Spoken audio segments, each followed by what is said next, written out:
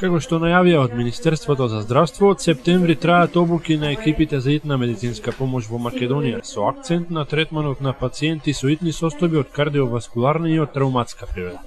Проектот има за цел да ја унапреди и пред се да ја унифицира работата на итните медицински служби во државата. Со оглед на тоа дека беше планирано со обуките да бидат опфатени сите екипи на итна медицинска помош во 26 здравствени домови во Републикава, како и 17 тимови кои работат во ургентните служби во општите болници низ Македонија, наред дојде и службата за итна медицинска помош, која што функционира во рамките на нашиот здравствен дом, академик професор доктор Димитар Арсов. Имено, викендот на 10 и на 11 ноември во управната зграда на здравствената установа беа одржани 2 двочасовни предавања, наменети пред се за докторите, медицинските сестри, но и за возачите на итната служба. Покрај нив беа присутни и лекари специјалисти, но и други заинтересирани од персоналот на болницата. И оние со најдолг работен стаж потврдија дека првпат во нивната кариера се дел од ваков проект за дообука. Откако во саботата куси предавања одржале специјалист, кардиолог, неврохирург и педијатар, во неделата нашите здравствени работници ги слушаа излагањата на травматолог, анестезиолог и невролог. Токму со последниот споменат специјалист, неврологот Ана Донева од Општата градска болница 8 септември, поразговаравме повеќе за деталите на овој проект. Од страна на Министерството за здравство на Република Македонија е реализиран проект кој што опфука обука на екипите за итна медицинска помош, се мисли на лекарите, тимовите лекари, медицински сестри, кој што се состои од едукација од повеќе области, едукација од страна на анестезиолог, реаниматор, невролог, интернист, кардиолог, интернист, токсиколог и травматолог,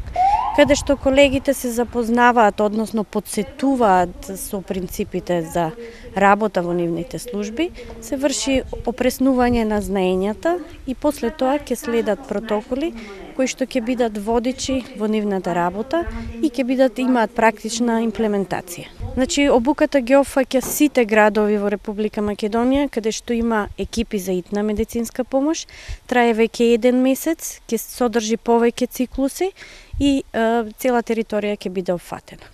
Како што спомена и Донева, се работи за проект за зголемување на соработката меѓу клиничарите и здравствениот персонал, лекари и сестри при вонболничките итни медицински служби и поставување на ургентната медицина на повисоко ниво.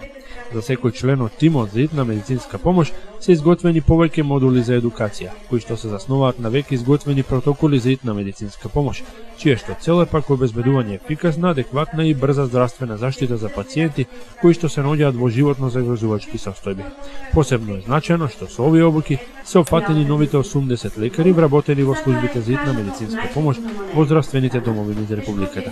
Меѓу другото, целта на овој вид обука за тимовите на итна медицинска помош пред се е следење на новините во делот на ургентната медицина, а се организираат во пресред на испораката на новите санитетски возила со најсовремена опрема.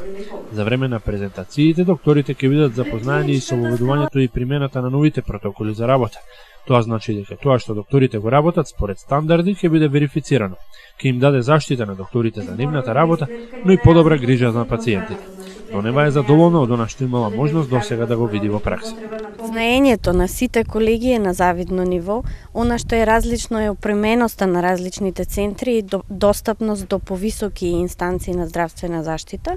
Ова е баш обука да се види нивното знаење, кое што навистина уште еднаш морам да споменам на одлично ниво, меѓутоа и да се воведат принципи и правила за работа, а од друга страна да се слушнат и проблемите со кои што најчесто се сретнуваат на терен со цел да се подобри истата. Кадровското доекипирање, набавката на нови амбулантни возила заедно со овој проект за обуки на тимовите за итна медицинска помош се дел од напорите за модернизирање и унапредување на работата на персоналот од овој сегмент на здравствениот систем, како еден од најактивните со оглед на фактот дека секојдневно се соочува со проблематиката на ефикасно и брзо згрижување на пациенти кои што се наоѓаат во животно загрозувачки состојби.